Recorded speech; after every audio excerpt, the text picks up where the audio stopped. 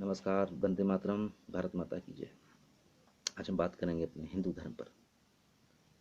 ये हिंदू धर्म जो उपहास का पात्र बना हुआ है, मजाक का पात्र बना हुआ है, जिसका दुनिया में कोई महत्व नहीं है।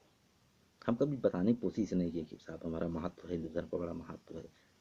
कारण है उसका कि हम कभी कोशिश क्यों नहीं की है, वो बताता हूँ। भारत के सॉरी अमेरिका के तीसरे राष्ट्रपति थे थॉमस जेफरसन।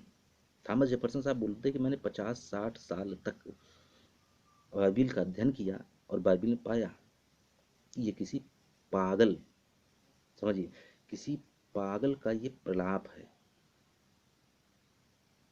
वो बोल रहे हैं, हम बाकी धर्मों के बारे में होगा, हम नहीं चर्चा करेंगे, उसके बारे में चर्चा है, लेकिन इन्होंने आपको आइडिया दिया कि ये सभी में है ऐसा, क्योंकि हम जो भी निकले हैं इसी धर्म के अंश हैं। वो जिसको जैसा लिया, अपना निकाला हमारे धर्म से, अपनी किताब बनाया, डाल दिया, वो हो गया। तो आंशिक रूप से था सब कुछ। हम कभी अपना प्रचार करने के लिए नहीं गए। सीधी सी बात है कि जो हमारा जोर था वो स्व पर था। स्व, अपने आप को जानना। तुम्हारा ठेका मैंने नहीं ले रखा है, मैं अपने आप का मालिक हूँ। मैं अपने जीवन स्तर को आध्यात्मिक रूप से, मानसिक रूप से उच्चता को प्राप्त कराना चाहता हूँ। तो ये मेरा कार्य है, ये आपका नहीं है। मैं ये नहीं बोलता, ये हिंदू धर्म नहीं बोलता कि आप मेरे धर्म में आइए, आपको ईश्वरत्व की प्राप्ति होगी, आप अपने लक्ष्य तक पहुँचेंगे। नहीं, ये झूठे वचन हम नहीं देते। ये हमारी खोज है, पर्सनल खोज है। जैसे मैं कहूँ कि आप समझिए इस चीज़ को, जैसे मैं कहूँ कि मैं दो हूँ, तो आप कन्फ्यूजन में हो जाएंगे, मैं दो कैसे हो गया, मैं तो एक ही हूँ ना, जो मेरा नाम है वही मैं एक हूँ। ये एक छोटी सी कहानी है, वो शायद आप लोगों ने भी सुनी हुई, अधिकतर चलती है। 10 लोग नदी पार कर रहे थे, और जब उन्होंने नदी पार कर ली तो युवा के भाई गिन लो 10 हैं कि नहीं। तो गिनती चालू हुई। तो जो गिनता था वो अपने आप को छोड़ देता था, बाकी 9 को गिनता था। कई बार उन्होंने ऐसा किया, 9 ही निकले। अब ये समझ में ना गया कौन टू कौन गया। गणित तो एकदम परफेक्ट है, उसमें तर्क किया ही नहीं जा सकता है। जब गणित इतनी परफेक्ट है तो फिर शंका तो है, गुरु कुछ ना कुछ हुआ है। अब गया कौन? तो वो रोने लगे। तो ऐसे कोई साधु फकीर जा रहा था, उसने कहा भाई क्यों रोते हो? तो उन्होंने बताया कि 10 लोग नदी पार कर रहे थे, एक डूब गया, वो पता नहीं चल रहा कौन डूबा। तो उन्होंने देखा कि भाई ये तो 10 ही हैं। तो उन्होंने कहा कि मैं जिसको एक झापड़ मारूंगा वो कहेगा 1, दूसरे को मारूंगा वो कहेगा 2, तीसरे को मारूंगा कहेगा 3। तो कहा ठीक है। तो वो झापड़ मारते तो गिनते गए, तो 10 की गिनती पूर्ण हो गई। तो समझे आप, मतलब मैं दो हूँ, लेकिन मैं जो अव्यक्त है, जो दिखाई नहीं पड़ रहा, जो हिडन रूप में है, मैं उसको काउंटिंग नहीं कर रहा हूँ, जबकि काउंटिंग उसकी भी होनी चाहिए। और यहीं से हम रास्ते भटक गए। हम वास्तव में अध्यात्म की उन ऊंचाइयों को हमने छुआ है जहाँ पर सारे धर्म पौने हो जाते हैं। हमने उन ऊंचाइयों को आध्यात्मिक रूप में प्राप्त किया है। आज हम गरीब हैं, लेकिन कभी ये भारत इतना उच्चता को प्राप्त था धन के मामले में कि अब बाकी लोग तो कल्पना और सोच भी नहीं सकते, सपने भी नहीं, सपने में भी नहीं सोच सकते। इतनी उच्चता को प्राप्त था ये देश। अब शायद हम चल पड़े हैं अपनी राह पर। एक दिन ऐसा आएगा फिर कि हम उसी आध्यात्मिक माहौल में फिर रहेंगे।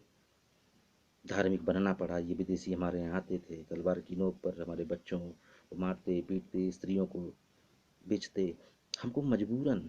ये हमारे इस धर्मों को नष्ट कर दिया, हमारे साहित्यों को नष्ट कर दिया, हमारे मठों को नष्ट कर दिया, हमारे आश्रम को नष्ट कर दिया, पूरी नष्ट भ्रष्ट कर दी। हमारी आध्यात्मिक शक्तियाँ खो गईं, अपने को पहचानना भूल गए, तो हम धार्मिक हो गए। धार्मिक में धार्मिक से आदमी कट्टर हो जाता है थोड़ा।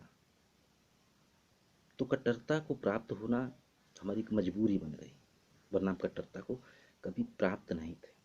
हमारी खोज स्व की थी, स्व व्यक्तित्व, स्व की खोज, उस अव्यक्त की, उस छुपे हुए की खोज जो मेरे अंदर बैठा है। हम कहें कि साहब हम सांस ले रहे हैं, आप गलत हैं। सांस आप नहीं ले रहे हैं, सांस स्वतः आ रही है, स्वतः जा रही है। आपके शरीर में खून दौड़ रहा है, आपको कुछ करने की ज़रूरत नहीं है। वो सारे कुछ वो बैठा हुआ अंदर अव्यक्त वो सब कुछ कर रहा है, आप कुछ भी नहीं करते। अगर आप करने की बात होती तो आप भूल जाते कि कब खून को दौड़ाना है, कब सांस लेना है, और आपकी अंत्येष्टि हो गई होती, मेरी अंत्येष्टि हो गई होती। तो सब कुछ वो करता, सब कुछ वो धरता। आप खाना खाते हैं, खाना पचाना एक बहुत ही मुश्किल काम होता है। अब रोटी से खून बनना, सब्जियों से खून बनना, आज तक किसी साइंटिस्ट ने नहीं बना पाया। ये एक ऐसा काम है कि इसके लिए 3 से 4 मील एक फैक्ट्री लगानी पड़ेगी और लाखों लोग उसमें काम करेंगे और शायद तब भी ना हो। ये इतना बड़ा काम है। कर कौन रहा है? जो हमारे अंदर अपव्यक्त बैठा है।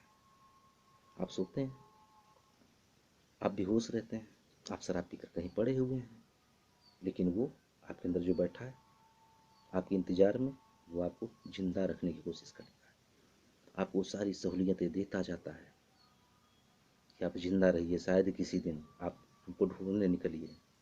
लेकिन साहब जीवन व्यतीत हो जाता है, आप ढूंढने नहीं निकलते हैं। वो अध्यात्म के रास्ते ही बंद हो गए साहब, हमें बताए कौन? वो अध्यात्म के रास्ते ही बंद है। तो सोना, जब हम नींद में होते हैं, सोना कोई एक्ट नहीं है, कोई क्रिया नहीं है। आप किसी मनोचिकित्सक से पूछिए कि सोना क्या है, तो कहेगा नींद अचेतन से आती है। अचेतन मीन्स वही अव्यक्त रूप है, जो हिडन है, छुपा है, वही अचेतन है।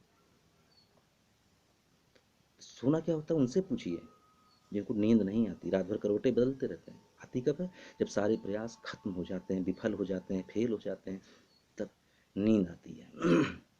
आपको चोट कहीं लग जाती है, शरीर से मवाद निकल करके उस जगह को घेर लेता है कि साहब खून बंद हो जाए, बढ़ने ना, घाव बढ़ने ना पाए। कौन करता है आपकी देखभाल? ये कौन करता है? बिल्कुल आप अपनी नहीं करते, वो कर रहा है देखभाल। कि शायद याद आ जाए, वो तुम्हारा प्रेमी जो बैठा है अंदर, वो तुम्हारी देखभाल करने को तैयार है। फिर जब वो चोट लग जाती है तो साधारण चिकित्सक से आप पूछिए तो कहते हैं कि हम ठीक करते हैं साहब।